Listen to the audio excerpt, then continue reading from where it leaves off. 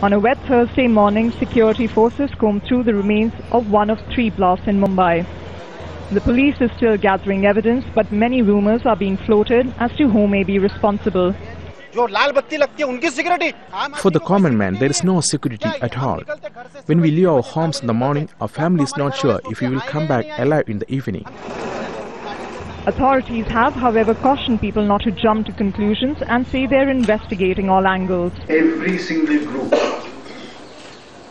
that has been hostile to the state, the country, will be on the radar, and we will investigate the possible involvement of every single group. Nothing is being ruled out, no group is being ruled out, and we are not starting this investigation on the basis of any predetermined assumptions. They took place in a busy shopping area, a jewellery market and near a main railway line. It was at this bus stand in the Dadar area that the final bomb exploded. Right now you can probably see that the entire area has been cordoned off, and security forces are also trying to push out curious onlookers from entering this site. But experts say that the ease with which these explosives could have been planted at such a crowded place suggests that a major security lapse took place. A car and a motorbike were used in the attacks, according to officials. But this is just the latest in a series of attacks on Indian cities, and questions remain about what the government has been doing to improve security. The triple blasts all around 7 p.m. Mumbai time suggest a coordinated attack aimed at crowds during rush hour. For many residents, there's a clear sense of fear. I think the market will remain closed for 3 or 4 days. Nobody will come to the market. Everybody is scared to death. It is a very sad day.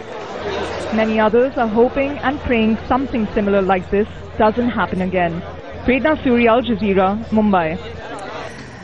The attackers made their way through crowded areas in the heart of the city. Mumbai is on a narrow peninsula in the west of the country, and the city centre is in the south, where 2 of the bombs exploded.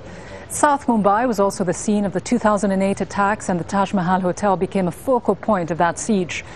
On that occasion, the gunmen came into the city from the sea. A slow response to that attack drove the creation of the National Investigation Agency, which is a forum to share information on threats across the country.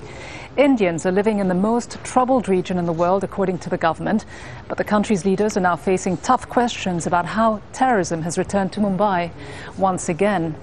A senior civil servant at the Indian Ministry of Home Affairs has provided further details about each of the 3 blasts in Mumbai. Preliminary investigations indicate the use of IEDs with ammonium nitrate-based explosives.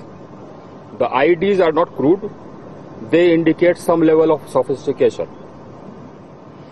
In Kabutar Khana, Dadar West, the IED was reportedly planted on top of a bus shelter.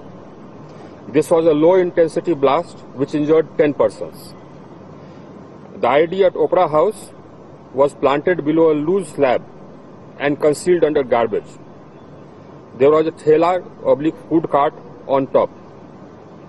This blast was strong and resulted in 11 dead and 73 injured.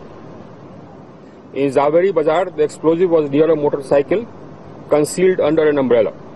In this blast, 6 people died and 50 were injured.